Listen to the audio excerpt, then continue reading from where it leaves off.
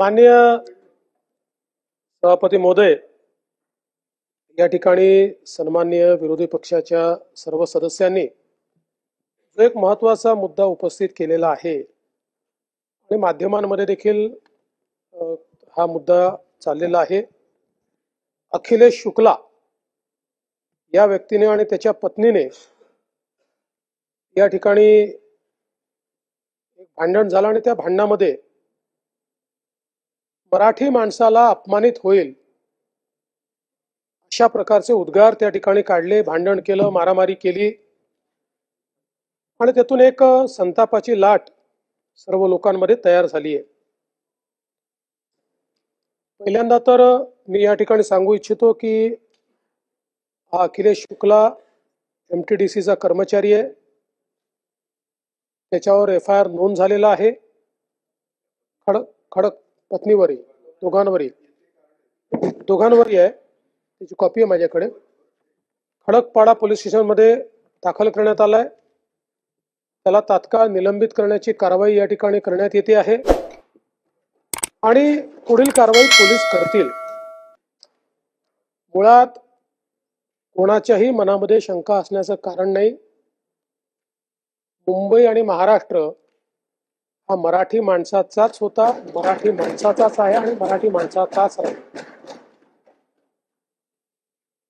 कधी कधी काही नमुने चुकीचं वक्तव्य करतात, माज आणल्यासारखं करतात। अशा माजोरड्यांचा माज उतरवल्याशिवाय आम्ही राहणार नाही।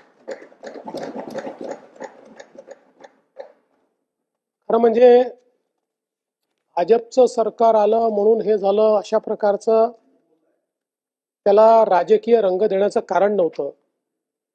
कारण शेवटी आपण राजकारणात शिरलो तर आपल्याला याचाही विचारभाई करावा लागेल की मुंबईमध्ये बसलेला मराठी माणूस हद्दपार का झाला, कोणाच्या काळात झाला, का त्या माणसाला मुंबईमधनं ठाणे, कल्याण, डोंबिवली, वसई, विरार त्याच्या पलीकडे जावं लागलं आणि त्या काळामध्ये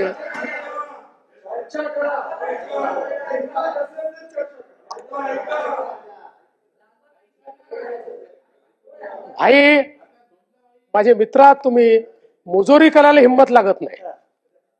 तथ्यावर बोललं पाहिजे आपण सगळ्यांनी आणि तथ्य हेच आहे। आज मुंबईचं सगळं रिडेव्हलपमेंट कधी झालं? त्या रिडेव्हलपमेंट मधला मराठी माणूस बिचारा कुठेतरी 300 स्क्वेअर फूट मध्ये बसलेला आहे आणि मोठ्या मोठ्या फ्लॅट मध्ये कोण राहतं त्या ठिकाणी। पण एक निश्चितपणे आपण सगळ्यांनी मान्य केलं पाहिजे, मुंबई महाराष्ट्राची आर्थिक राजधानी आहे। या आर्थिक राजधानीमध्ये देशभरातला टॅलेंट पूल येतो आणि ते सगळे त्या ठिकाणी राहतात आणि मी हे बघितलेलं आहे। मुंबईमध्ये 3-3, 4-4 पिढ्यांपासून राहणारा उत्तर प्रदेशच्या एखाद्या जिल्ह्यातून आलेला व्यक्ती तुमच्या माझ्यासारखी उत्तम मराठी बोलतो, तुमच्या माझ्यासारखा आपले सगळे सणवार त्या ठिकाणी साजरा करतो, किंबहुना गणपतीसारखा आपला सण हा ज्यावेळेस तो साजरा करतो त्यावेळेस तो उत्तर भारतीय आहे की मराठी आहे असा प्रश्न आपल्याला पडावा। अशा प्रकारची परिस्थिती आपल्याला पाहायला मिळते। मात्र हे जे काही लोक असा माजोरडेपणाने या ठिकाणी बोलतात त्याच्यामुळे मुंबईच्या सोशल फॅब्रिकला देखील एक प्रकारचं गालबोट लागतं आणि म्हणून मराठी माणसाचा आवाज म्हणून या विधान परिषदेच्या माध्यमातून, विधानमंडळाच्या माध्यमातून मी ठणकावून सांगतो की कुठल्याही परिस्थितीमध्ये मराठी माणसावर अन्याय आम्ही होऊ देणार नाही आणि प्रत्येकाला काय खायचं याचा अधिकार आणि स्वातंत्र्य हे संविधानाने दिलेलं आहे।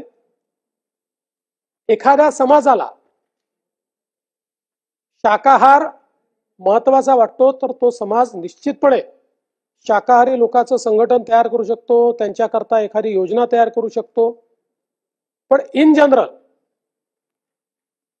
अशा प्रकारे यांना आम्ही राहू देणार नाही, त्यांना आम्ही राहू देणार नाही, घर नाकारणं अशा प्रकारचे अधिकार कोणालाही नाही. मला असं वाटतं की या ठिकाणी कोणी शाकाहाराचा पुरस्कार करतोय याकरता त्याचा तिरस्कार करण्याचं कारण नाहीये. मात्र त्या आधारावर भेदभाव करणं ही गोष्ट आपल्याला मान्य करता येणार नाही. आणि म्हणून या दृष्टीने देखील अशा प्रकारच्या तक्रारी जर आल्या तर त्याच्यावर योग्य कारवाई करण्यात येईल.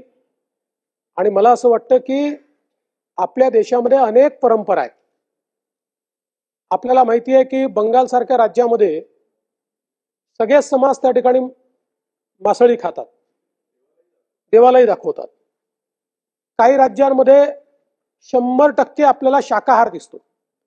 त्यामुळे शेवटी आपल्या परंपरेने निर्गुण निराकार आणि सगुण साकार या दोघांनाही देवत्वाची संज्ञा दिलेली आहे.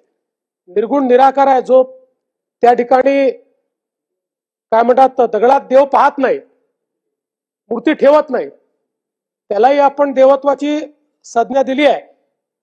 आणि माझ्यासारखा माणूस ज्याला मूर्तीमध्येही देव दिसतो त्यालाही आपण त्या देवाला देवत्वाची संज्ञा दिली आहे.